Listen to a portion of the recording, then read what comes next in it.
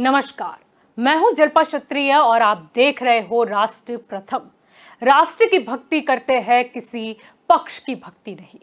आज एक बहुत अच्छी पहल यूपी विधानसभा में देखने को मिली, जहां आज केवल महिला सदस्यों की आवाज गूंजती सुनाई दी।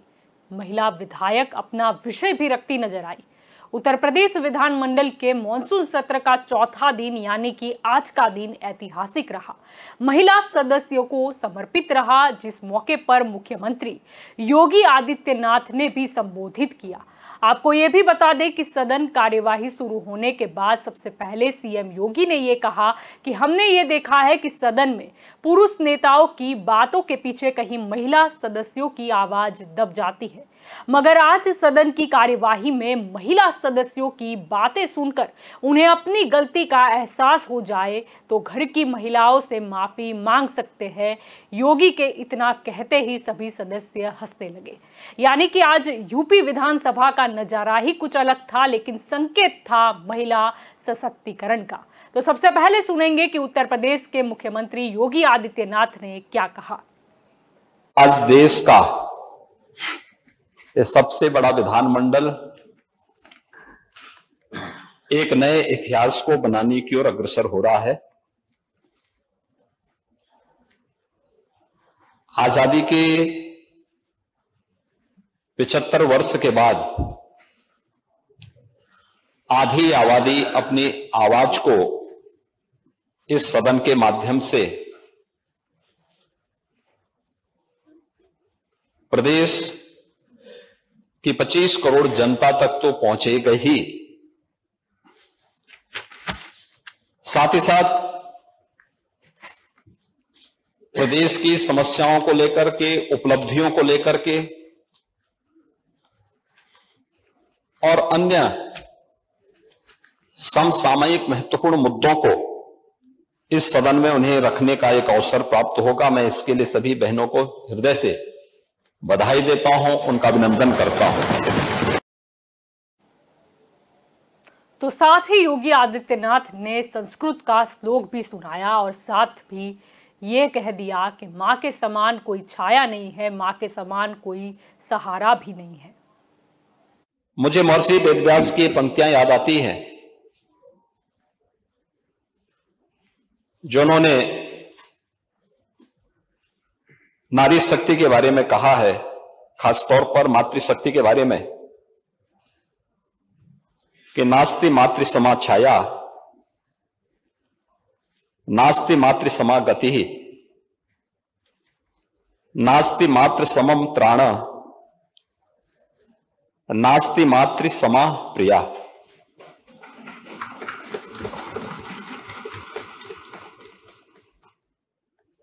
यानी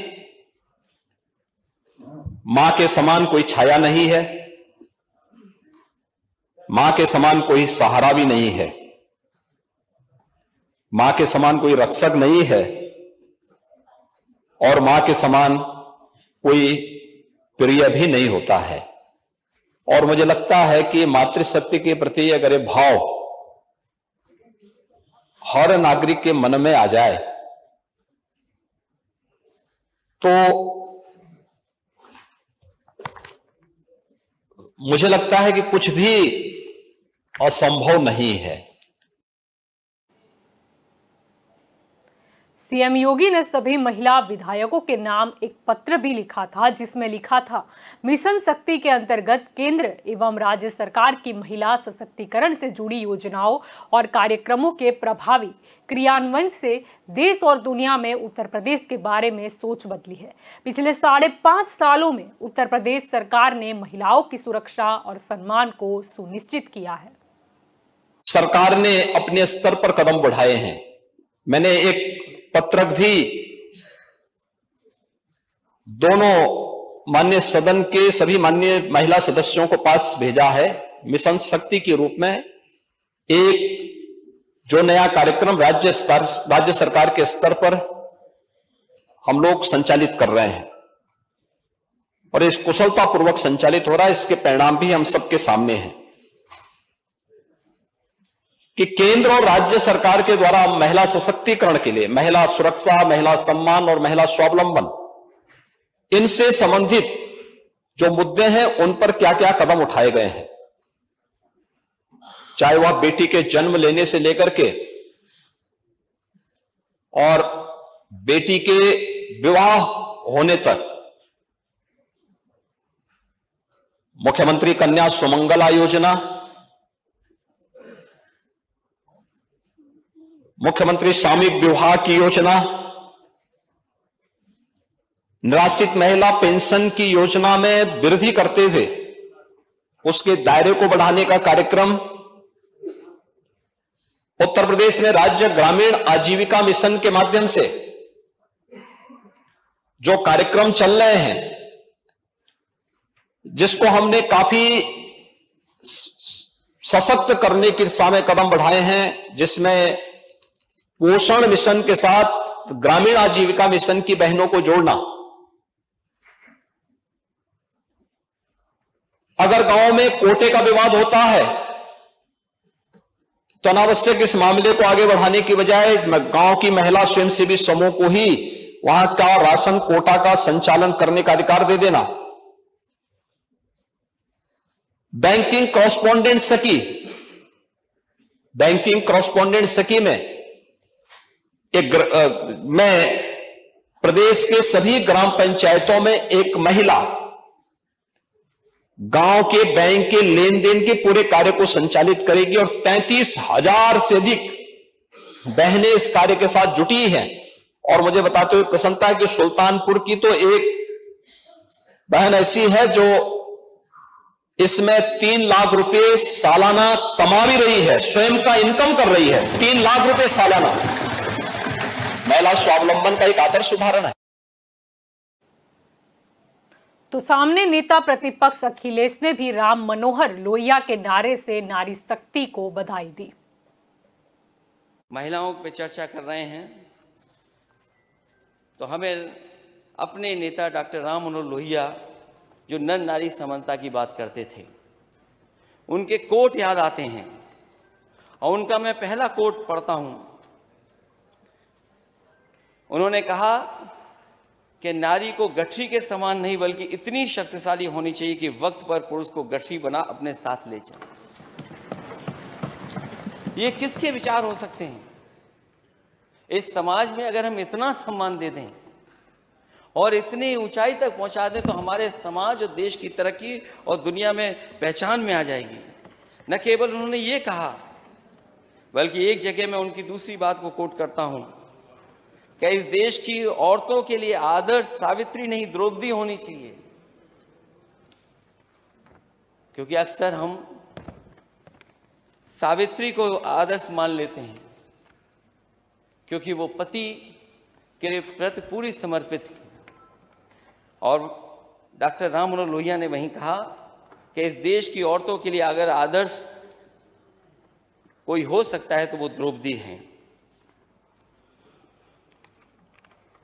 इसलिए मैं अध्यक्ष जी आपको धन्यवाद देता हूं जहां महिलाओं के बारे में आपने सोच विचार करके इस सदन को बुला करके एक दिन का मौका दिया है। आज मैं ये कह सकता हूं कि इस महिलाओं के इतने मुद्दे हैं कि हमारा एक दिन काफ़ी नहीं है। अगर हम पूरे सत्र में भी बहस करें तो शायद वो मुद्दे खत्म नहीं होंगे, क्योंकि जो तस्वीरें हमें देखने को मिलती हैं, ये जिम्मेदारी केवल मैं ये कह दूं समाज की है या सरकार की है। मैं आज इस मौके पर दलगत राजनीति के ऊपर ये कहना चाहता हूं कि जब हम अखबार पढ़ते हैं और तस्वीरें देखते हैं कि क्या क्या घटनाएं हो रही हैं आज दिल्ली से या पार्लियामेंट से कठोर से कठोर कानून पास हुए हैं, लेकिन उसके बावजूद भी महिलाओं के ऊपर जो घटनाएं देखने को मिल रही वो कम नहीं हो रही हैं। अब ये तो बात हुई कि मुख्यमंत्री योगी आदित्यनाथ और नेता प्रतिपक्ष अखिलेश यादव के संबोधन की, लेकिन अब सुनते हैं कि महिला विधायकों द्वारा आज किन किन विषयों पर चर्चा की गई। जहां तक मेरी जानकारी है, आपके नेतृत्व में आज नारी सम्मान की जो गाथा उत्तर प्रदेश की 18वीं विधानसभा लिखने जा रही है, उसका पूरे देश में इससे पूर्व कोई उदाहरण नहीं मिलता है। वैसे तो उत्तर प्रदेश ने माननीय मुख्यमंत्री श्री योगी आदित्यनाथ जी के नेतृत्व में बहुत सारे क्षेत्रों में नंबर 1 बनने के कीर्तिमान स्थापित किए, लेकिन आज महिला सशक्तिकरण और महिला विधायकों के लिए सम्मान में विशेष सत्र के आयोजन में नंबर 1 बनना पूरे देश में पहली बार घटित होने जा रहा है। यह बाकी प्रदेशों के लिए अनुकरणीय बनेगा और यहाँ से जो आज गूंज जाएगी उसकी धमक बरसों बरस तक याद की जाएगी। और इसके लिए अगर सबसे ज्यादा बधाई का कोई पात्र है तो आदरणीय महाना जी आप हैं। आप माननीय अध्यक्ष जी, आपके माननीय मुख्यमंत्री श्री योगी आदित्यनाथ जी और माननीय नेता प्रतिपक्ष श्री अखिलेश यादव जी के साथ संपूर्ण सदन के सदस्यों की प्रदेश की आधी आबादी के प्रति सदास्यता के रूप में हमेशा इतिहास के पन्नों में दर्ज हो जाएगा। माननीय अध्यक्ष जी, आपने माननीय सदस्यों की बेहतरी के लिए नित नए अभिनव प्रयास किए हैं, चाहे अलग समूहों में बांटकर सदस्यों से चर्चा करना हो या उनके जन्मदिवस पर सदन में बधाई देना हो या विधानसभा लागू करना हो, सब कुछ अत्यंत प्रशंसनीय है। लेकिन आज के इस विशेष सत्र के आयोजन से आपने न केवल विधानसभा की 47 महिला विधायकों का सम्मान बढ़ाया है, बल्कि जिस आबादी के वोट से यहाँ प्रत्येक माननीय सदस्य बैठे हैं उनको भी सम्मानित करने का काम किया है। आज कोई महिला दिवस नहीं था कि महिलाओं के विषय में बात करना जरूरी हो, लेकिन फिर भी हम महिला सदस्यों के प्रति आपकी और पूरे सदन की संवेदनशीलता ने यह तय कर दिया है कि आगे चलकर यह यहीं समाप्त नहीं होगा। यह 22 सितंबर का दिन हर वर्ष महिला सशक्तिकरण के उन्नयन के रूप में भी जाना जाएगा। माननीय अध्यक्ष जी, एक दिन का सदन महिला शक्ति को नमन करके आपने हौसला बढ़ाया है। दूर दराज गांव में स्वास्थ्य की देखभाल कर रही आशा बहनों का आपने मान बढ़ाया है। प्रदेश की एएनएम बहनों का आपने हिम्मत बढ़ाई है। आंगनबाड़ी सेविकाओं की आपने जोश भरा है। 33,000 बैंक सखियों में आपने सम्मान दिया है। ग्रामीण क्षेत्र में शिक्षा की अलग जगह रही शिक्षिकाओं को आपने संबल दिया है। स्वयं सहायता समूह की बहनों को आपने ऊर्जा प्रदान की है। डॉक्टर, वकील, पुलिस, गृहिणी बहनों को और आपने बल प्रदान किया है इस सचिवालय में काम करने वाली प्रत्येक महिला को। हमें ये नहीं सोचना है कि लोग क्या कहेंगे और समाज क्या कहेगा, क्योंकि कुछ तो लोग कहेंगे, लोगों का काम है कहना, पर अब हमको चुप नहीं रहना। मैं एक ग्रामीण अंचल से आती हूँ। मैं आज जो मुझे मौका मिला है उसके माध्यम से अपने विधानसभा की सारी मेरी माताओं और बहनों को दिल से धन्यवाद करती हूँ कि उन्होंने मुझ पे इतना भरोसा जताया और मुझे जिता करके यहाँ पे भेजा। मैं साथ ही साथ ये भी बोलना चाहती हूँ कि आज हम भारतीय बड़े आधुनिक बनते हैं, हर बात पे बड़ी बेबाकी से चर्चा करते हैं, लेकिन जब बात आती है महिला के सशक्तिकरण की तो ना जाने हम क्यों चुप्पी साध लेते हैं। हम क्यों भूल जाते हैं कि भारत की आज़ादी में महिलाओं का बलिदान कहीं से कम नहीं था। चाहे वो रानी लक्ष्मीबाई रही हो, चाहे वो झलकारी देवी रही हो, चाहे महारानी अहिल्याबाई होलकर रही हो, चाहे ज्योतिबा फूले जी रही हो, और साथ ही साथ चाहे वो मातंगी देवी रही हो जिन्होंने वंदे मातरम कहते कहते अपने प्राणों की आहुति दे दी, चाहे वो कनकलता रही हो जिन्होंने 17 साल की उम्र में हाथ में राष्ट्रीय ध्वज को लिए वीर गति को प्राप्त हो गई हो। हमें उन बातों को नहीं भूलना चाहिए और शायद इन्हीं बातों को भूलने की वजह से आज महिलाएं पीछे छूटती चली जा रही हैं। तो मेरी विधानसभा का एक ऐसा गांव था जिसमें 5, 6, 7 मैंने लगातार पत्र बनाए, तो मैंने सोचा कि ऐसा क्या बात है कि केवल इसी गांव में सबसे ज़्यादा कैंसर के मरीज हैं। तो मैं माननीय मुख्यमंत्री जी का धन्यवाद देना चाहूँगी। जब मैंने प्रशासन में अधिकारियों को इस बात से अवगत कराया तो उन्होंने वहाँ पे मुख्य चिकित्सा अधिकारी और जिलाधिकारी महोदय के साथ मिलकर एक टीम का गठन किया और उस गांव के सॉइल, मिट्टी और पानी का जांच किया। और मेरे निवेदन पे जो भी परिवार के सदस्य हैं उनका नियमित रूप से जांच हो रही है। इसलिए मैं माननीय हमारी सदस्य, हमारी मित्र डॉक्टर रागिनी को यह भी अवगत कराना चाहती हूं कि मुख्यमंत्री राहत कोष से जो भी पत्र हमने लिखकर भेजा है उसका हमारे विधानसभा क्षेत्र के लोगों को अनुदान मिला है। इसके लिए मैं माननीय मुख्यमंत्री जी का बहुत बहुत आभार व्यक्त करूंगी। बताइए। 70 साल की सबसे ज्यादा महंगाई के दौर से ये देश और प्रदेश गुजर रहा है। आज अगर हम बात करें रसोई की तो साग सब्जी की महंगाई 13.23% बढ़ी है। सरसों का तेल जो 80 रुपए में था वो 200 रुपए के पार चला गया। दुग्ध जितने पदार्थ है, दही हो, छाछ हो, उन सब पर आज कई गुना दाम उनका भी बढ़ गया। सबसे ज्यादा मुश्किल पौष्टिक भोजन बनाकर एक गृहिणी को अपने परिवार को स्वस्थ रखने की सबसे बड़ी चुनौती आज के समय में। और जो सबसे बड़ी समस्या है, उज्ज्वला योजना इस भारतीय जनता पार्टी की सबसे बड़ी योजना लेकर आए थे 2019 में। उस वक्त गैस सिलेंडर के दाम 400 रुपए थे, उस पर सब्सिडी देने की भी बात कही थी।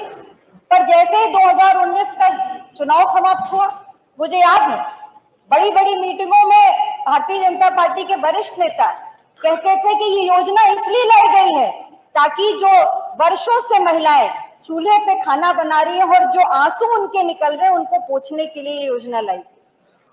पर मैं आज पूछना चाहती हूँ, वो 400 रुपए का सिलेंडर जब भराती थी और आज जब वो 1000 से 1200 का सिलेंडर भरा रही है, तो जो खून के आंसू वो गृहिणी रो रही है उसको कौन पूछे? उसका सीधा असर अगर पड़ रहा है तो हमारी रसोई की अर्थव्यवस्था पर पड़ रहा है। आज महिलाएं जिन्होंने सिलेंडर, इस मानसून सत्र ने जो 18वीं विधानसभा 22 सितंबर को है, इसने देश ही नहीं दुनिया का भी मानसून बदला है। महिलाएं क्या होती हैं ये तो प्रत्येक घर में रहने वाले लोग सब जानते ही हैं। मैं समझती हूँ, अपनी 4 लाइनें कहकर अपनी बात शुरू करती हूँ। कहते हैं कि हंसकर सह जाऊं कष्टों को, वो अंतर शक्ति जगाने दो, मत करो भ्रूण हत्या मेरी, वो बंद कली खिल जाने दो, बस इतनी विनती है माँ दुनिया में मुझको आने दो, जीने का अधिकार मुझे दो, बस थोड़ा सा प्यार मुझे दो, बस थोड़ा सा प्यार मुझे दो। आदरणीय मोदी जी ने अपने भाषण में कहा कि दोबारा सरकार बनाने का मौका महिलाओं के वरद आशीर्वाद से मिला है। योगी जी ने कहा कि महिलाओं ने दोबारा उनकी सरकार बना दी, और मैं समझती हूँ कि विपक्ष के लोग शायद उन महिलाओं की ताकत को नहीं समझ पा रहे हैं। कहते हैं कि मुर्दा लोहे को भी औजार बनाने वाले, अपने आंसू को भी हथियार बनाने वाले हमको बेकार समझते हैं, वो पुराने वाले सियासतज़दा लोग हमें इस मुल्क की सरकार बनाने वाले। ये मोदी जी ने कहा और योगी जी ने भी कहा। मान्यवर, जब हम आप सभी आज महिला सशक्तिकरण की बात कर रहे हैं तो महिला को सशक्त बनाने के लिए सबसे ज़्यादा ज़रूरी है उसे पूर्ण रूप से स्वतंत्रता देना। मान्यवर, आज महिलाओं का जो सशक्त होने की बात कही जाती है वो सशक्त तभी हो सकती हैं जब उन्हें अपने निर्णय किसी भी बंधन से मुक्त होकर पूर्ण रूप से अपने निर्णय लेने की आज़ादी हो। मान्यवर, हमारे समाज में कहीं भी महिला को निर्णय लेने की आज़ादी नहीं है। हर रूप में, हर अवस्था में किसी न किसी रूप में एक पुरुष उसका निर्णय लेने के लिए तत्पर रहता है, चाहे वो पिता के रूप में हो, चाहे पति के रूप में हो, चाहे पुत्र के रूप में हो। कभी भी महिलाएं अपने निर्णयों को उस तरह से फुल्ली कॉन्फिडेंट होकर नहीं रख पाती और न ही परिवार या समाज उनके निर्णयों को उतना गंभीरता से लेता है। मान्यवर, हमें उसी आत्मनिर्भरता को, उसी कॉन्फिडेंस को महिलाओं में जगाना है। ये सरकार की जिम्मेदारी है कि महिलाओं को वो ज़रूरी कॉन्फिडेंस दे और ये ज़रूरी कॉन्फिडेंस लाने के लिए उन्हें आत्मनिर्भर करना होगा। तो यूपी और महिला सशक्तिकरण की बात कर ही रहे हैं तो नजर करते हैं कि महिला विधायकों की कितनी तादाद बड़ी है। जो संख्या ही कह जाती है कि एक्टिव राजनीति में महिलाओं की संख्या यूपी में कितनी बड़ी है। सबसे पहले नजर करते हैं तो वर्ष 1952 में महिला विधायकों की संख्या 20 थी। वर्ष 1957 में महिला विधायकों की संख्या 18 थी। वर्ष 1962 में महिला विधायकों की संख्या 20 थी। वर्ष 1967 में महिला विधायक 6 थी। वर्ष 1969 में महिला विधायकों की संख्या 18 थी। वर्ष 1974 महिला विधायक 21 थी। वर्ष 1977 महिला विधायकों की संख्या 11 थी। वर्ष 1980 महिला विधायक 23 थी। वर्ष 1985 महिला विधायकों की संख्या 31 तक पहुंची। वर्ष 1989 ये संख्या 18 हो गई। वर्ष 1991 महिला विधायकों की संख्या 10 हो गई। वर्ष 1993 महिला विधायकों की संख्या 14 हुई। वर्ष 1996 महिला विधायक 20 थी। वर्ष 2002 महिला विधायकों की संख्या 26 थी। वर्ष 2007 महिला विधायकों की संख्या 23 हुई। वर्ष 2012 महिला विधायकों की संख्या 35 तक पहुंची। वर्ष 2017 महिला विधायकों की संख्या 43 हुई और वर्ष 2022 यानी कि अभी महिला विधायकों की संख्या 47 है। ये तो चर्चा हुई कि महिला विधायकों की तादाद कितनी बड़ी है, यानी उसमें कितनी बढ़ोतरी हुई है। और साथ ही अब हम नजर ये भी करते हैं कि भारत में पहली बार यूपी में ही महिला मुख्यमंत्री चुनी गई थी। आपको बता दें कि उत्तर प्रदेश को पहली महिला मुख्यमंत्री वर्ष 1963 में ही मिल गई थी, जब कांग्रेस ने सुचेता कृपलानी को यह जिम्मेदारी दी थी। इस निर्णय का दूरगामी असर पूरे देश में देखने को मिला था। आपको बता दें कि वो भारत की भी पहली महिला मुख्यमंत्री थी। वर्ष 1963 से 1967 तक मुख्यमंत्री पद पर रहने के बाद जब चुनाव हुआ तो कांग्रेस को बुरी तरह हार का सामना करना पड़ा था, ये भी सत्य है। अब आपको ये भी बता दें कि ना सिर्फ यूपी में पहली महिला मुख्यमंत्री चुनी गई थी, लेकिन यूपी ने ही देश को पहली महिला प्रधानमंत्री भी दी थी। आपको बता दें कि यूपी ने देश को पहली महिला प्रधानमंत्री भी दी थी। रायबरेली और इलाहाबाद से चुनाव लड़ने वाली इंदिरा गांधी वर्ष 1966 में प्रधानमंत्री पद पर पहुंची थी। तो वर्ष 1984 में इंदिरा गांधी की हत्या कर दी गई थी। अब ये तो बात हुई कि यूपी में ही पहली बार मुख्यमंत्री के तौर पर महिला आई थी और प्रधानमंत्री महिला भी यहीं से चुनी गई थी, लेकिन साथ ही आपको ये भी बता दें कि मायावती भी 4 बार मुख्यमंत्री बन चुकी है। उत्तर प्रदेश के मुख्यमंत्री के तौर पर मायावती को 4 बार सत्तासीन होने का मौका मिला था। आपको बता दें कि वो पहली बार 1995 में मुख्यमंत्री बनी थी और शायद ये संजोग ही था कि मायावती का जन्म जो हुआ वो 15 जनवरी 1956 में नई दिल्ली के श्रीमती सुचेता कृपलानी हॉस्पिटल में एक दलित जाटव परिवार में हुआ था। आपको बता दें कि उनका परिवार दरअसल गौतम बुद्ध नगर के बादलपुर का रहने वाला है। अब आपको ये भी याद दिला दें कि यूपी विधानसभा चुनाव में कांग्रेस ने प्रियंका गांधी का चेहरा आगे कर लड़की हूं लड़ सकती हूं कैंपेन के साथ 40% टिकट यानी कि करीब 159 टिकट महिलाओं को दिए थे। लेकिन ये प्रयोग राजनीतिक तौर पर सफल नहीं रहा। अगर बाकी दलों की बात करें तो बाकी अन्य दलों ने 7 से 10% ही टिकट महिला विधायकों को दिए थे। अब आपको ये भी बता दें कि उत्तर प्रदेश विधानसभा में अभी जो बजट पेश किया गया था, इस बजट में योगी सरकार ने महिलाओं, बेटियों और बच्चों पर विशेष ध्यान दिया था। बजट में महिलाओं व बेटियों की सुरक्षा, रोजगार, शिक्षा, स्वावलंबन पर फोकस किया गया था और सरकार ने महिला कल्याण विभाग को 12,193 करोड़ रुपए का बजट दिया था। योगी सरकार ने अपने पिछले बजट में महिला कल्याण अगर विभाग की हम बात करते हैं तो उसका बजट 9,781.30 था, यानी कि सरकार ने महिला कल्याण के बजट को 24% से अधिक बढ़ाकर महिलाओं को सशक्त बनाने की अपनी मंशा पहले ही साफ कर दी थी। अगर दूसरी योजनाओं पर कितना बजट आवंटित हुआ, अगर उस पर गौर करते हैं तो मुख्यमंत्री कन्या सुमंगला योजना, जहां पर आवंटित किए गए 1200 करोड़ रुपए, मुख्यमंत्री सक्षम सुपोषण योजना, जहां पर आवंटित किए गए 100 करोड़ रुपए, महिला सामर्थ्य योजना, जहां पर 72.50 करोड़ रुपए आवंटित किए गए, उत्तर प्रदेश मुख्यमंत्री बाल सेवा योजना, जहां पर 60 करोड़ रुपए आवंटित किए गए, मिशन शक्ति अभियान, जिस अभियान में 20 करोड़ रुपए आवंटित किए गए।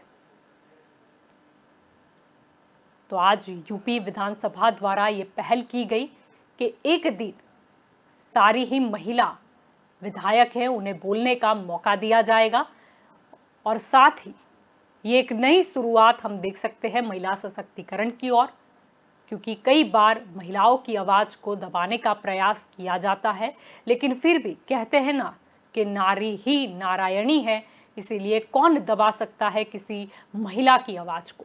और शायद इसी का उदाहरण यूपी में देखने को मिलता है। और अगर हमने जिन अंकों पर भी गौर किया कि विधायकों की यानी कि महिला विधायकों की संख्या भी बढ़ी है, साथ ही बजट पर भी खास जो है वो ध्यान रखा गया है। और साथ ही गर्व करने वाली बात यूपी के लिए ये है क्योंकि पहली महिला मुख्यमंत्री और पहली महिला प्रधानमंत्री भी यूपी से ही चुनी गई थी। आशा रखते हैं कि और भी कुछ मुद्दे हैं महिलाओं के, वो जल्द से जल्द हल किए जाए। तो ये हमारी स्पेशल रिपोर्ट थी आज जो यूपी विधानसभा में महिला सत्र जो था आज के दिन के लिए उसके ऊपर। लेकिन आप ज़्यादा जानकारी के लिए जुड़े रहिएगा राष्ट्र प्रथम के साथ। नमस्कार।